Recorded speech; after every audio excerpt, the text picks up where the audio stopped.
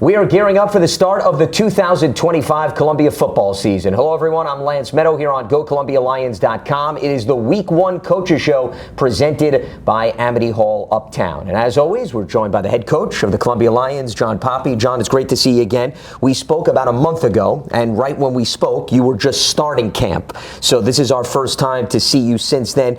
How would you assess what you got out of training camp in helping to set the tone here going into Game 1 against Lafayette? I think the biggest thing is just trying to identify who's the first guy out there. And that's what we're able to accomplish. We're able to accomplish team chemistry, how we're going to complement each other in offense, defense, and special teams, and just hopefully build our depth throughout the season, knowing whoever you start Game 1 with doesn't necessarily finish the season. And so how do you grow your young talent, your inexperienced talent, and get these young men ready and prepared to play great football? Speaking of talent, you get two big names back who were extremely integral last season but had their seasons cut short due to injury. Number one, of course, is Chase Goodwin, your starting quarterback, and then Justin Townsend, an elite pass rusher. What does it mean to have both of them on and off the field for this incoming team? Yeah, crucial for the program, right? Just how vocal they are, how they carry their business in terms of their work ethic, whether it's during practice or in the meeting room, and how they give their time also to other people, right? To find ways to impact the community at large. I think that's what makes those two individuals so special on and off the field, and why they're captains for us this season. And Chase was named the captain as a junior. So, I mean, that alone, Jon, says quite the statement in terms of how that registers with the rest of his teammates. What did that say to you once you calculated the vote? It just confirms that he's a dude, right? I mean, he's just the guy that other people want to lean on, want to be around, and respect enough to say, all right, the mic is going to be yours when you want it. And Chase has done a great job, a phenomenal job, along with Mark Chapman, of not just leading the offense, but also engaging the defensive players, just vice versa, same as Justin Townsend and Jack Spakowski. So. Now, every year you lose talent. That's just the nature of the beast. Let's just look at it from an offensive standpoint. Bryson Canty, Marcus Lidman, two veteran wide receivers. Offensive line, for the most part, is intact. What excites you about that side of the ball around Chase Goodwin, and who potentially are you looking at to step up? Yeah, there's no go-to guy, right? Bryson Canty can be double-teamed, and it was our job as coaches to kind of find those formations where it was impossible to do that, so to speak, in certain ways and respects. And now it's by committee. Right? It could be, this week could be Ethan Hebb's game. Next week could be Titus Evans' game. This week could be Hutch Crow's game. And Doherty, right? Braden Doherty, our tight end's game. And now even the running backs, right? You got Griffin Johnson, you got Lucas Bullock, and you got Chase carrying the football. We got Cole Freeman, right, who can do a lot of different things for us. So we're just excited for teams to really have to defend all of our personnel and not just maybe focus on one individual. Well, as a follow-up to that, Jon, how much do you think that makes you a bit unpredictable this season, specifically in terms of the passing attack, when, to your point, everybody knew they turned on the film, they're honing in on Bryson Canty a year ago? Yeah, they always had to identify where he is, sure. Right? And that can limit you in certain respects. And now, like in football, as a defensive coach, what makes me stay awake at night? Knowing I have to defend the whole field. All 53 and a third yards, right? And whether it's vertically, horizontally, like we have to defend that entire field now, as hopefully we're dictating to our opponents. Like that's what I want defensive coordinators to turn on the film and say, my God, we got to defend all of these guys, not just focus on this guy in this situation. Any of these guys in a given moment can take one for a long game. On the flip side, from a defensive perspective, that was such a big part of your identity last season in terms of what defensive coordinator Justin Stovall did. We mentioned you get Townsend back, lost a few linebackers as well. How is the front seven taking shape here? They're physical. I mean, they are physical and playing the caliber of defense we've come to expect and know since Coach Bagnoli took over in 2015. I've always felt Columbia has played great defense, haven't been a part of that staff, and then leaving, you still saw that level of physicality and soundness in scheme, right, where they're not going to beat themselves. They're not going to have glaring mental errors or glaring talent deficiencies. And really from us, our front seven is going to define always who we are and our identity and our culture, right? Even on the offensive side of the ball, but Chuck Newton's really stood out and had a tremendous spring and summer and preseason camp. Jack Spakowski, we've already mentioned, is a returning All-Ivy player. A.J. George and Liam Doniger are kind of two other linebackers that in that Rocco Melia mold where Chuck was a year ago that I think are primed and ready to have a really strong campaign. And then up front, you got plenty of talent coming back, and now we're excited to see some new faces take ownership of bigger roles. Probably the one facet where you've experienced the most change is the back end in terms of the secondary. I don't need to remind you, the safeties, Aaron Brebner, Hayden McDonald, then what Carter McFadden did for you, not just as a corner, but in the return game. How's this youth movement coming together, and how much does that perhaps excite you from a coaching standpoint, that you are meshing in a lot of new faces and guys that have some open roles to go after? Yeah, it's kind of neat to have that balance, right? You have Justin Townsend, fifth year, coming back, captain. And then you have a guy like Jeremiah Douglas or Caleb Solomon, this is their first game, young, and to see that kind of relationship work together. How are you going to help grow these guys, not just coaches, but as teammates? And they've taken tremendous strides. I'm really excited about what those two guys will bring to our defense in terms of their physicality, in terms of their length, right, with their physical attributes and traits, and just I've been really impressed with their communication skills. Right, we put a lot on our safeties in terms of communication, identification of coverages, and those guys, you'd think Hayden and Aaron are back there in terms of their level of communication right now. In terms of helping set the tone as well as run support as well. And the third facet, sometimes it's overlooked, not to you and your staff, of course, is special teams.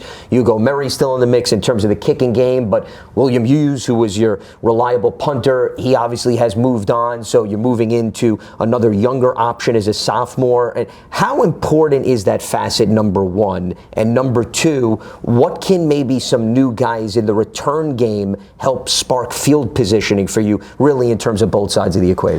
Yeah, the kicking game, it's maybe not going to win you games, but it can lose you games very fast, right? Obviously, block punts and block field goals for touchdowns. I mean, anytime you can take a point off the board or create points, can create huge swings of momentum. So we got to make sure our punter always feels protected, like we did Will Hughes a year ago, right? That was a huge part of our success, even though many people don't realize that. We didn't have a punt blocked, which had been a string of occurrences in years past, and so we expect that same level of execution on our punt team, our punt return team. I expect to see some more explosive plays from, whether as a returner or in the block side of things. So that's one thing as someone that kind of created an identity through block punts we didn't achieve last year. So that is definitely a focus for us in terms of the special team side of things. This year is to put a little bit more pressure on opponents' punters. And then in terms of kickoff return and kickoff, just do what we did. I thought we did a tremendous job in those two ways. Kickoff return game a little limited once you hit Ivy League play because of where we're kicking off from. But at a conference, Lafayette returned a touchdown, so our kickoff unit, if they're starting the game, starting the season, so to speak, I expect them to run down the field and set the tone from a physicality and execution standpoint. Well, speaking of Lafayette, that's the perfect transition. We'll step aside, Coach. When we come back, we'll turn our attention to the Leopards, the Week 1 opponent, as this is our Week 1 Coaches Show presented by Amity Hall Uptown. We'll be back on GoColumbiaLions.com right after this. Amity Hall Uptown is the premier sports destination on the Upper West Side and the official home to Columbia University Athletics. Located just 951 steps from campus, Amity Hall is and will always be your home away from home.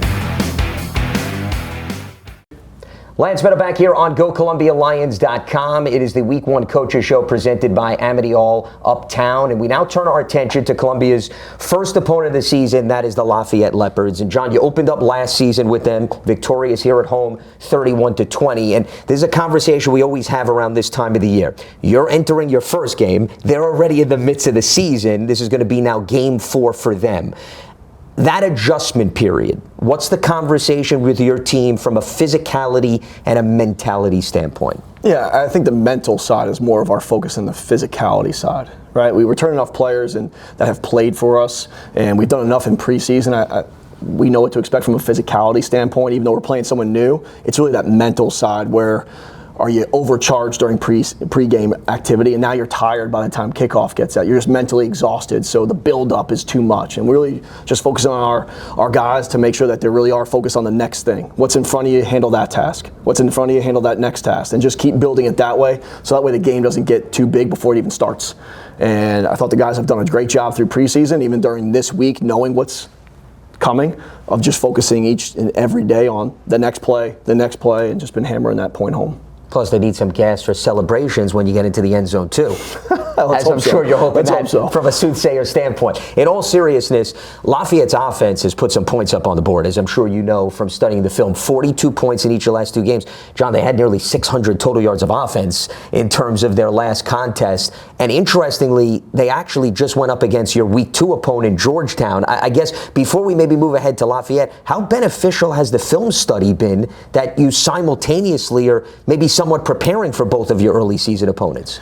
I think it's just more focused on Lafayette in the sense of, okay, Bowling Green, they play an FBS team.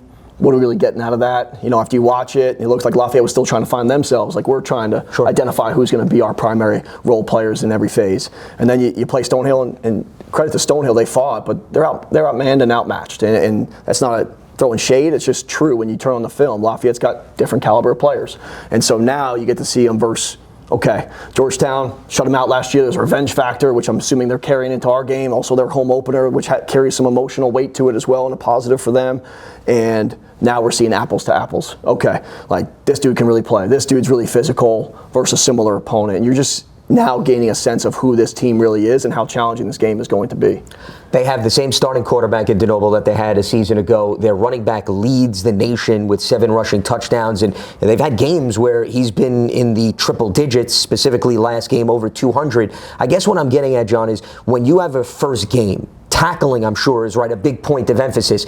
How big of a challenge is this, or how much of a positive is that you know your team is going to have to be well disciplined both in and out of the trenches because this team likes to run the football? Yeah, it's an awesome challenge. And again, I love this offense because they're executing a play that you're not equipped to defend, right? This whole RPO offense, they've done a great job. I mean, they took advantage of some alignment things in Georgetown's defense that sprung the 70-yard run or sprung the 50-plus yard run, and that's a testament to their coaching and putting their players in great position to be successful. And so their backs are much different than a year ago with, Jamar Curtis, be that All-American. Like, these guys are bigger. They're tougher. They run through tackles. So we got to do a great job of making sure our targets, making sure, those fundamentals of near foot, near shoulder are consistent to bring these ball carriers down and hopefully prevent them from yards after contact carries that create those explosive plays.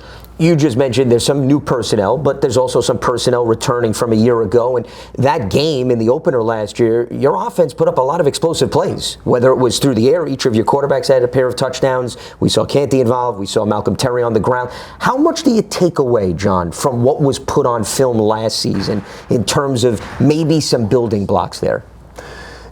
The tough thing about last year, I think, from their side is they didn't know what we were going to be.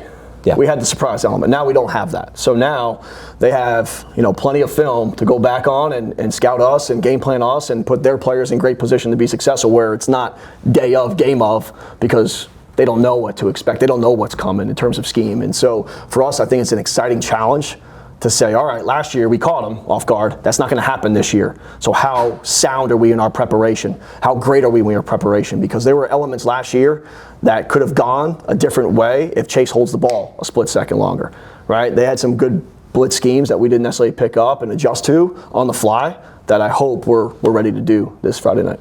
You just brought up a great point about the fact that you were for opponents in the land of the unknown last season, right? New schemes, new coordinators, and so forth. There is continuity, though, which is a positive, I would think, from your standpoint. How do you walk that fine line, John, entering this season, about digging too far deep into the bag of tricks because you want to catch opponents off guard versus sticking to the principles and identity of what worked so effectively last season? Yeah, I mean, we are who we are in terms of being a physical team.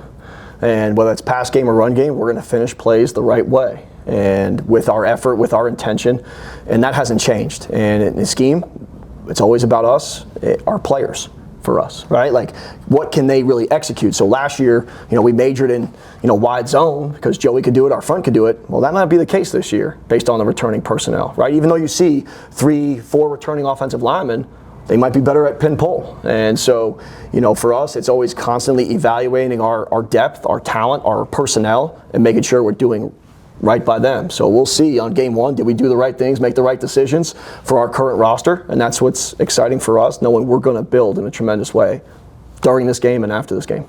Well, certainly looking forward to seeing the team on the field in week 1. Jon, it's always a pleasure. Thanks. Best of luck this weekend. Appreciate you. Absolutely. So it'll be a Friday night under the lights contest. Kickoff 6 p.m. Eastern in Easton, Pennsylvania. You can check it out on ESPN+. As this was the Week 1 Coaches Show presented by Amity Hall, Uptown. Have a good one.